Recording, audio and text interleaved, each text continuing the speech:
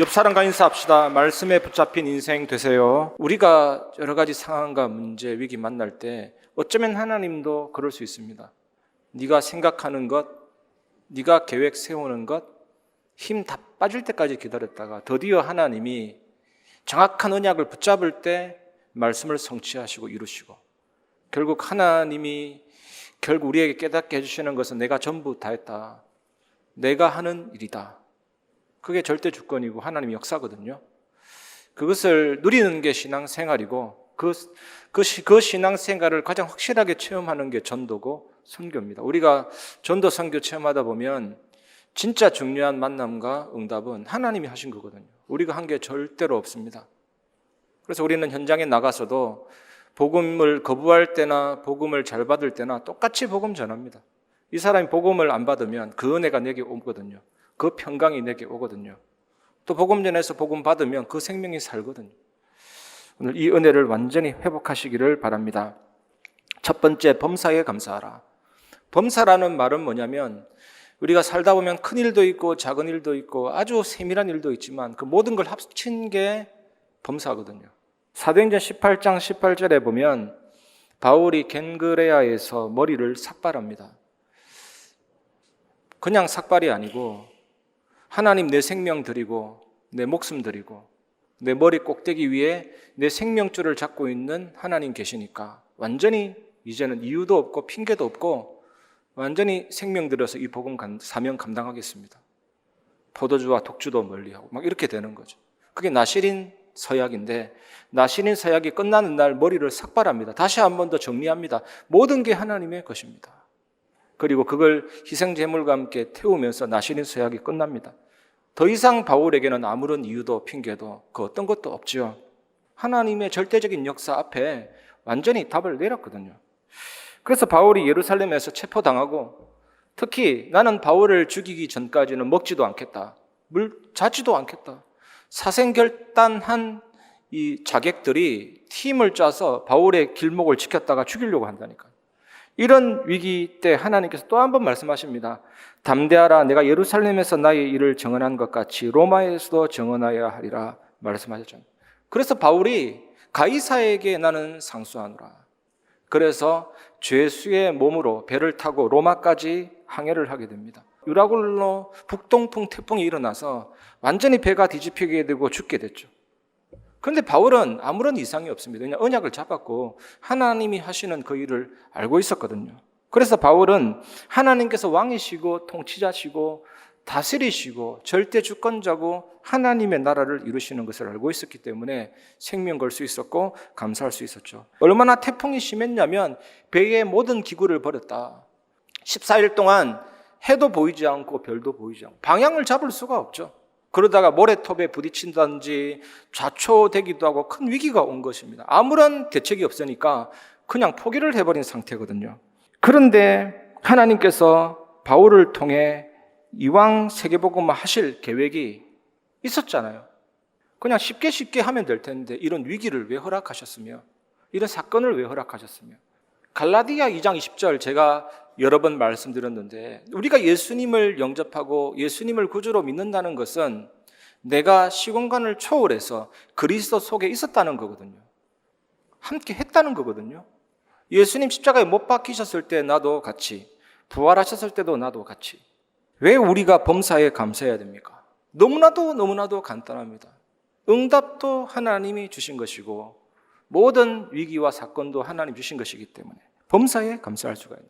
바울은 기본 신앙이 이거였습니다. 하나님이 주신 것이다. 요한계시록 1장 8절에 보면 주 하나님이 이르시되 나는 알파와 오메가라. 이제도 있고 전에도 있었고 장차 올 자요 전능한 자라 하시더라. 알파와 오메가. 헬라어, 그리스어. 첫 글자가 알파고 끝 글자가 오메가. 하나님은 그 안에 있는 모든 글자도 다 포함하고 계시는 과정과 결론을 다 붙잡고 계시는 처음과 나중 되시는 하나님이시죠. 이제도 있고 전에도 있었고 장차 올 자요 전능한 자라. 모든 것의 통치자라. 시편 139편 보면 여호와께서 나의 안고 일었음을 아시며 멀리서도 내 생각을 밝게 하시며 내 혀의 말을 알지 못하는 것이 하나도 없으시나이다. 여호와께서 나의 앞뒤를 둘러사시고 주의 손으로 내 머리 안수하셨나이다. 다윗이 그랬습니다.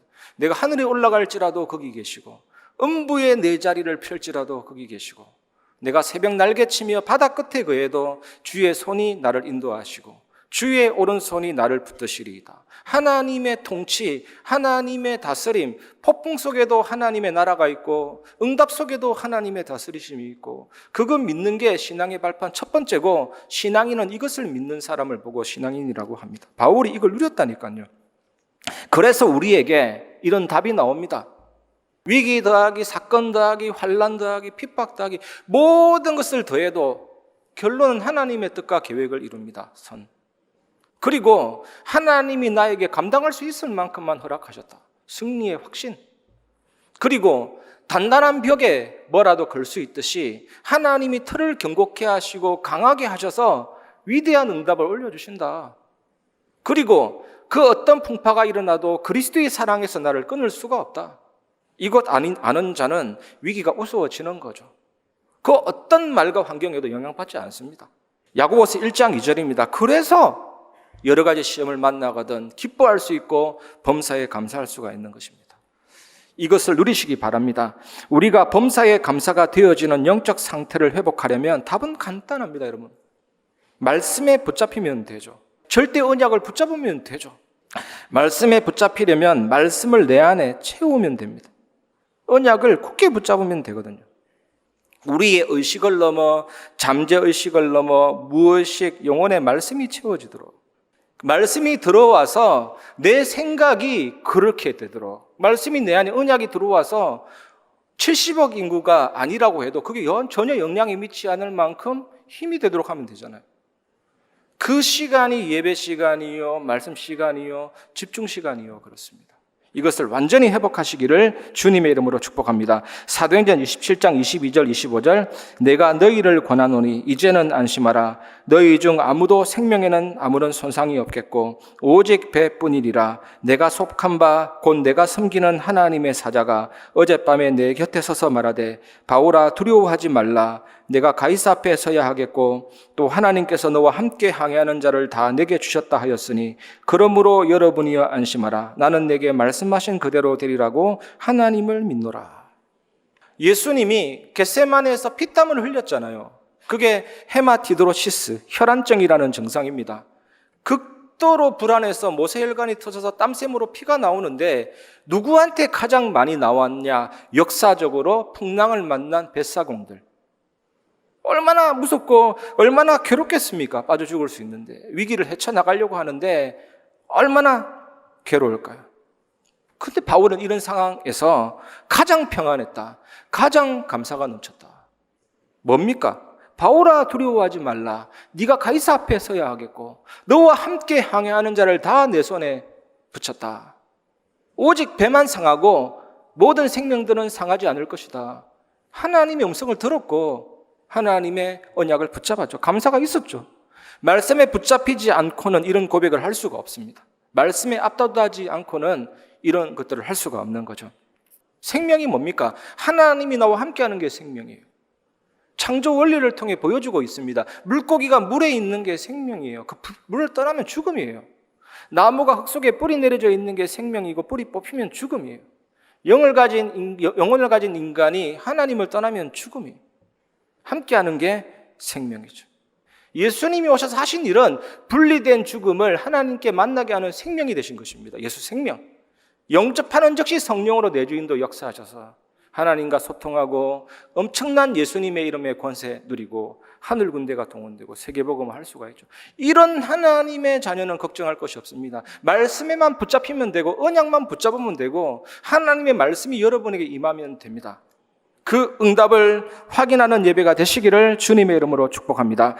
우리가 다른 목표는 세울 필요는 없지만 이런 경건의 목표, 참된 응답을 향해서 나아가면 됩니다. 예배 시간에, 묵상 시간에, 집중 시간에.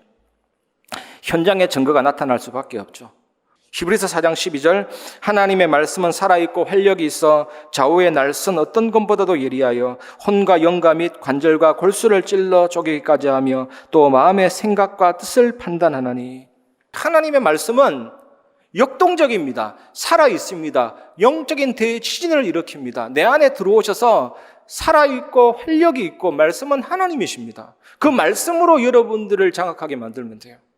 진짜 아멘, 진짜 아멘. 언약을 잡으면 그 말씀이 들어와서 꿰뚫어 버립니다. 영혼을 꿰뚫어 버리고 모든 관절과 골수, 면역체계도 꿰뚫어 버리고 불신앙이, 질병이, 연약함이 못 견딜 만큼 하나님의 능력의 역사가, 생명 역사가 일어나기 때문에 변화가 일어나고 치유가 일어나고 회복이 일어나게 되죠. 만물이 벌거벗은 듯이 드러나리라. 오늘 이 능력의 말씀이 여러분에게 임하기를 주님의 이름으로 축복합니다. 말씀에 붙잡히고 말씀으로 내 안을 가득 채우면 절대 응답을 확인하게 됩니다. 이것이 이번 주간 마지막으로 붙잡아야 될 언약입니다. 사도행전 27장 26절, 그런즉 우리가 반드시 한 섬에 걸리리라 하더라. 하나님 말씀대로 176명 전원이 생존했죠. 우리 입장에서 볼 땐 기적이라고 설명하지만 하나님 보시기에는 너무나도 당연하고 너무나도 합당하고 그런 역사잖아요. 그런데 바울에게 주셨던 그 언약이 중요합니다. 네가 가이사 앞에 서야 하리라 했잖아요. 너와 함께 항해하는 모든 사람을 좋다 했잖아요. 배 하나만 상한다고 하나님 말씀하셨잖아요. 그러면서 중요한 게 가이사 앞에 서는 거, 로마 복음하는 그게 절대 응답입니다, 여러분. 예수님의 모든 기적의 목표는 딱 한 가지입니다. 예수는 그리스도다. 그 예수 그리스도를 전달해라. 증인이 되라. 이거잖아요. 말씀으로 내 안을 채우고 말씀에 붙잡히고 절대 언약을 붙잡을 때 절대 응답을 확인할 수가 있습니다. 이번 한 주간 이걸 적용해 보시고 꼭 응답을 누리시기 바랍니다. 말씀을 마무리하겠습니다. 데살로니가 전서 5장 16절에서 18절. 항상 기뻐하라, 쉬지 말고 기도하라, 범사에 감사하라. 이것이 그리스도 예수 안에서 너희를 향하신 하나님의 뜻이니라. 왜 항상 기뻐하고 범사에 감사해야 합니까? 응답도 응답이지만 위기는 더 큰 응답이기 때문에 그래요. 내 입맛대로 딱딱 떨어지는 기도 응답도 응답이지만 기다리는 응답은 더 큰 응답이고, 때로는 무응답으로 오지만 나를 바꾸는 시대적인 갱신의 응답이 들어있기 때문에 감사할 수밖에 없죠. 응답도 위기도 하나님 주신 것이기 때문에 항상 기뻐하고 범사에 감사하고. 그리고 왜 쉬지 말고 기도해야 됩니까? 조금만 기도하고 하나님 바라보면 대낮처럼 밝은 하나님의 뜻과 완벽한 계획을 알려주십니다. 그것을 꼭 찾고 응답 누리시기를 주님의 이름으로 축복합니다. 그래서 항상 기뻐하라, 쉬지 말고 기도하라, 범사에 감사하라. 이것을 뭐라고 합니까? 하나님의 뜻이다. 이 뜻을 찾고 누리시기를 바랍니다. 그래서 보좌배경 시공간철 237 빛의 역사가 내 안에 심어놓은 하나님의 형상과 나의 영혼과 삶을 살려서 결국 나의 삶이 전무후무한 축복으로, 이런 여유와 힘이 있기 때문에 이제는 나 한 사람의 기도로도 충분히 목회자, 중직자, 렘넌트 살립니다. 이 응답을 확인하고 누리는 한 주간 되시기를 주님의 이름으로 축복합니다.